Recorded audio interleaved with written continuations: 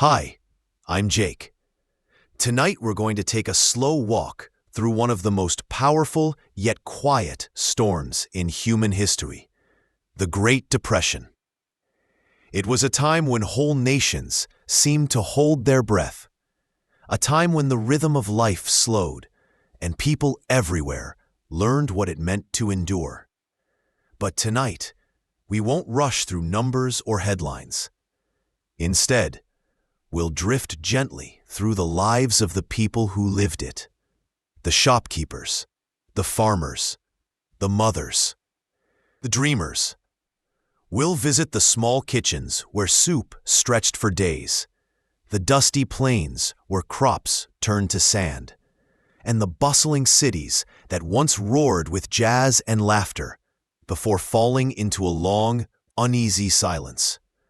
So take a deep breath. The night is quiet. Let's begin our journey through time, back to an age when the world learned that money could vanish, but courage could not. As the candlelight flickers softly, we begin in the roaring 20s. Imagine standing in the middle of New York City in 1927. The streets glow beneath electric lights. Jazz floats from open windows. Young couples dance in smoky clubs, their laughter spilling into the night air. Factories are busy, and the economy is alive. Newspapers call it a new age of prosperity. People believe the world has finally turned a corner. After the pain of the First World War, the 1920s felt like a breath of fresh air. A promise that life could be beautiful again. Let's take a slow walk down a busy street. You hear the click of shoes on pavement, the hum of early automobiles, and the buzz of excitement in the air. In homes across America, radios have become the new heart of family life. Children gather around them at night, listening to baseball games, jazz concerts, or the latest adventure stories. The stock market feels like magic. Ordinary people, factory workers, teachers, farmers, buy shares in companies, hoping for quick wealth. And for a while, it seems to work. Every day, prices climb higher. Every week, new millionaires are made. But in the quiet corners of the countryside, a different story is unfolding. Farmers are producing more food than they can sell. Machines are replacing hands in factories. And though the cities are shining, the foundation beneath that brightness is already beginning to crack. Still, few notice. The rhythm of life moves too fast to question. As music plays and champagne flows, the future looks unstoppable. No one imagines that in just 2 years, the music will fade, the lights will dim, and the world will be changed forever. As the clock of history ticks toward 1929, let's follow a quiet voice into the heart of the crash. It begins slowly, like the soft flicker of a candle before it goes out. It's late October 1929. The air in New York feels heavy, thick with unease. On Wall Street, men in gray suits whisper and watch the numbers fall. A small drop at first, then another. By the end of the week, panic spreads. Phones ring endlessly. Crowds gather outside the stock exchange. The market, once soaring, begins to collapse, and with it, the illusion of endless prosperity. They will call it Black Tuesday, but for many, it feels more like a blur of confusion, disbelief, and fear. People who once felt rich are suddenly ruined. Banks close their doors. Families lose their savings overnight, and as the crash ripples outward, factories slow down, jobs vanish, confidence shatters. It wasn't just the fall of money, it was the fall of certainty. Imagine a small-town shopkeeper checking his accounts by candlelight. He sighs, realizing he won't be able to pay his supplier next month. In another home, a father stares at a stack of bills, the sound of his children sleeping nearby. This isn't the end of a few unlucky people. It's the beginning of something much larger. Within months, the shock spreads beyond America. Factories in Britain cut jobs. Banks in Germany and Austria begin to fail. The whole world, once connected by trade and optimism, is suddenly caught in the same quiet storm. The Great Depression had begun, and its shockwaves would soon touch every life, from farmers in Kansas to workers in London to families in Japan. As night deepens in our story, we'll leave Wall Street's noise behind and visit the homes of ordinary people to see how they survived the hardest years that followed. Imagine it's 1931. The winter wind moves through empty streets. Shops once full of goods now stand quiet. Signs hang in windows, for rent, out of business, closed until further notice.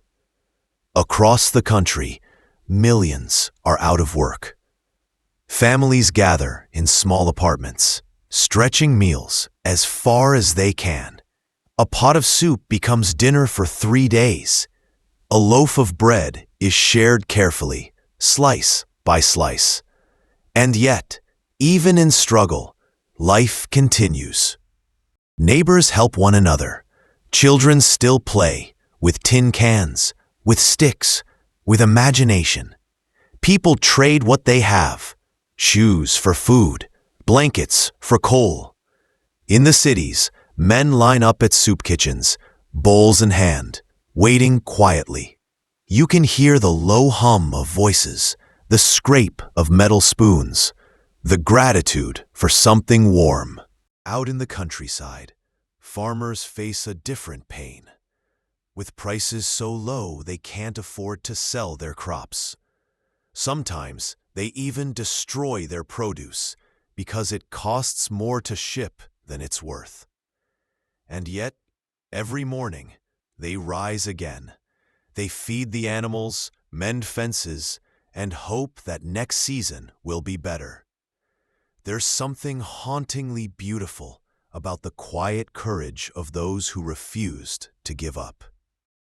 Evenings are long and still. Families sit by the radio, listening to President Roosevelt's calm voice. He tells them, "The only thing we have to fear is fear itself." And for a moment, the nation breathes again.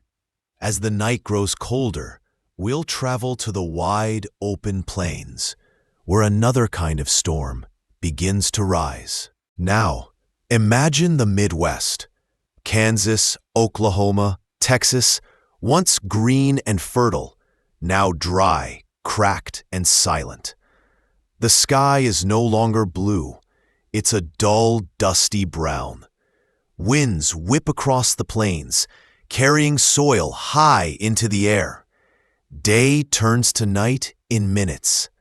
This is the Dust Bowl, a natural disaster born from drought and years of over-farming. The earth, stripped of its grass, begins to crumble. Families wake up to find their homes filled with dust. It covers furniture, food, even sleeping children. They seal their windows with cloth. They wear scarves over their faces, but still the dust finds a way in. Crops die, animals starve. Thousands of families pack their belongings onto rickety trucks and head west toward California, searching for work, for hope.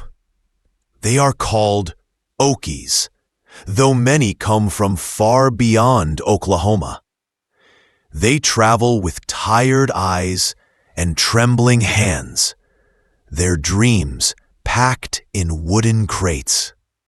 Along those highways, small camps appear, tents, makeshift shelters, small fires glowing in the night. Children laugh quietly, parents whisper prayers, and above them the stars shine, distant and steady, as if to remind them that all storms, even this one, will pass. There's something timeless about the way people keep moving forward, even when the road ahead is made of dust. The Great Depression wasn't just an American story, it was a global one. In Britain, factories close and coal miners lose their jobs. In Germany, inflation and hunger fuel anger that would soon give rise to dangerous voices. In Japan, leaders turned to military expansion as a way to escape economic despair. In Latin America, exports collapse and entire economies shrink overnight. Everywhere, ordinary people face the same question. How do we keep going when the world seems to stop? Some turn inward, holding tighter to family and faith. Others turn outward, searching for someone to blame. But through it all, humanity learns, slowly, painfully, how connected we really are. A market crash in New York could ripple all the way to a rice farmer in Asia. A bank closing in London could affect a family in Argentina.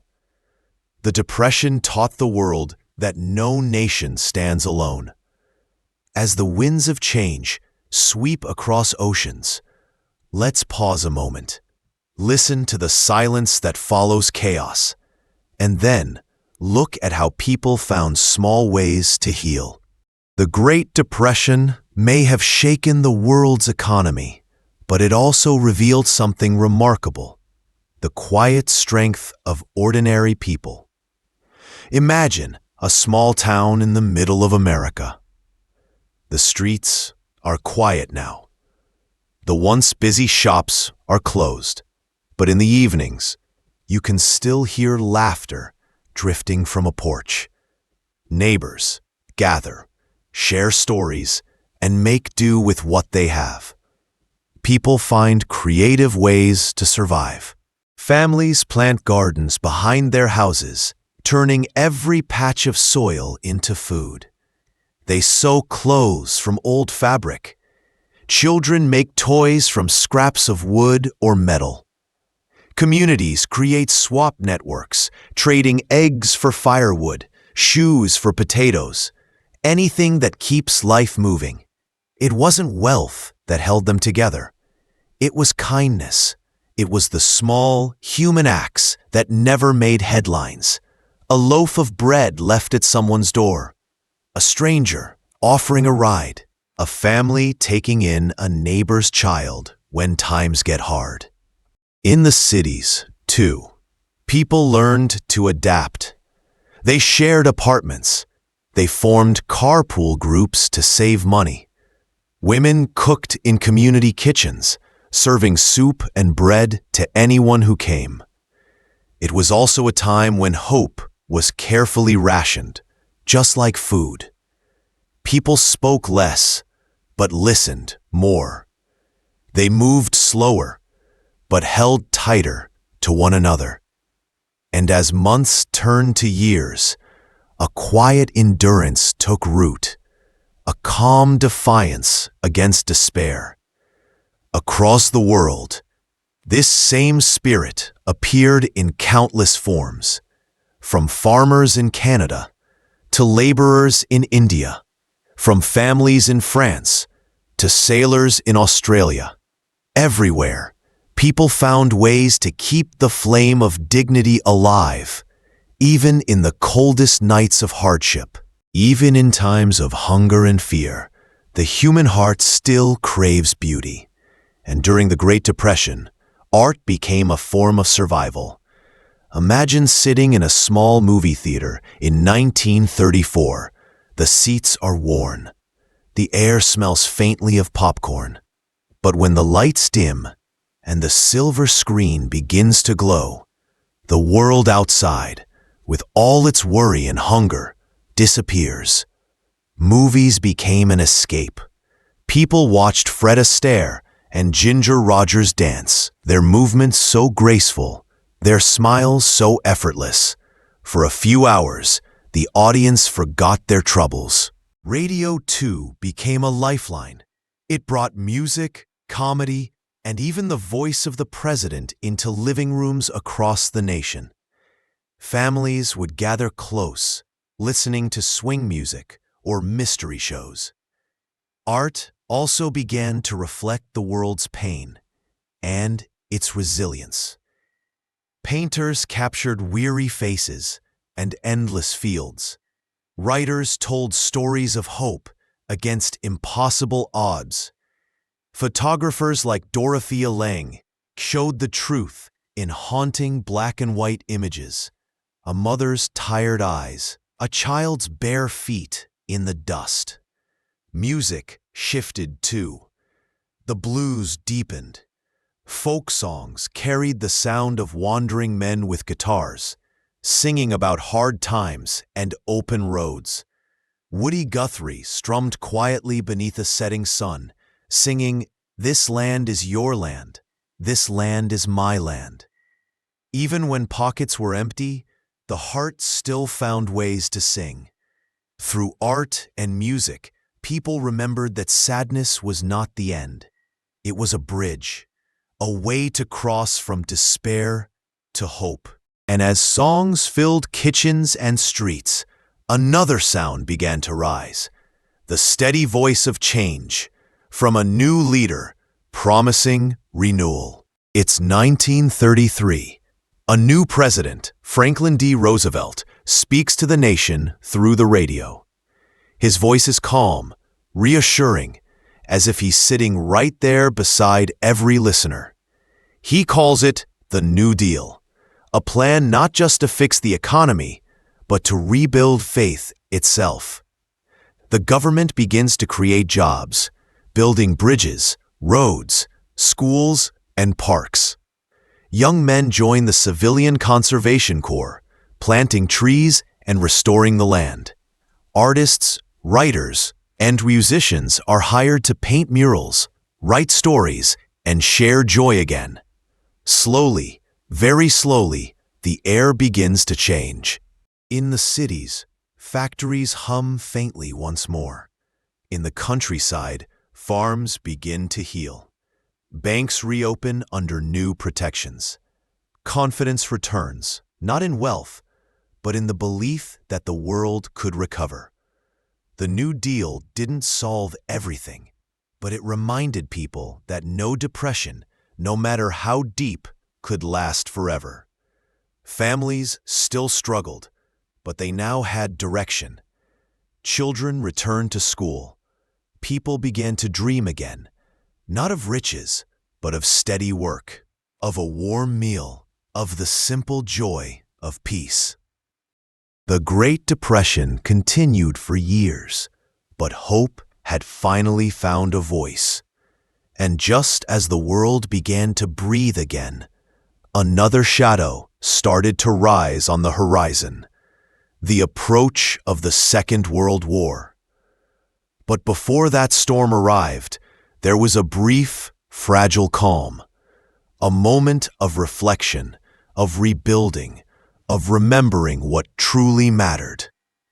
By the late 1930s, the world was forever changed. In Europe, nations still felt the Depression's scars. Factories had closed, currencies had collapsed, and politics had grown tense. In Germany, economic ruin helped extremist voices gain power.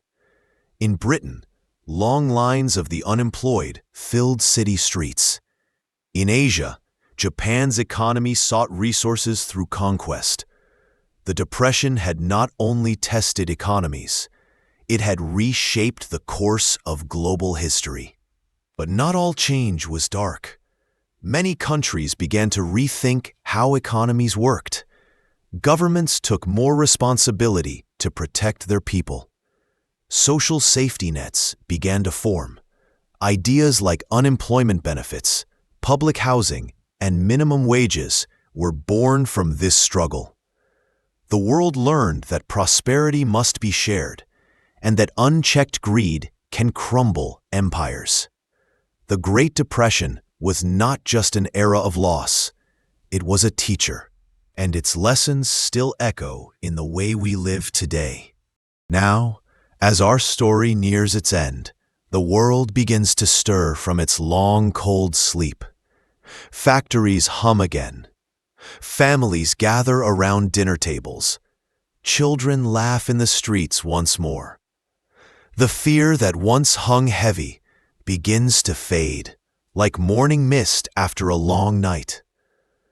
But even as prosperity slowly returns, people do not forget what they've learned. They remember the sound of quiet kitchens, the warmth of shared meals, the kindness of strangers. They remember that happiness isn't measured in dollars, but in moments of peace, in the strength to endure, and in the courage to care for one another.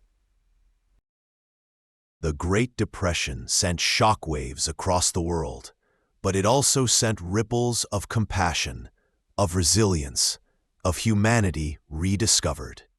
So as the night deepens, and we close this long chapter of history, take a slow breath. Imagine the world in the 1930s, its silence, its struggle, its eventual sunrise.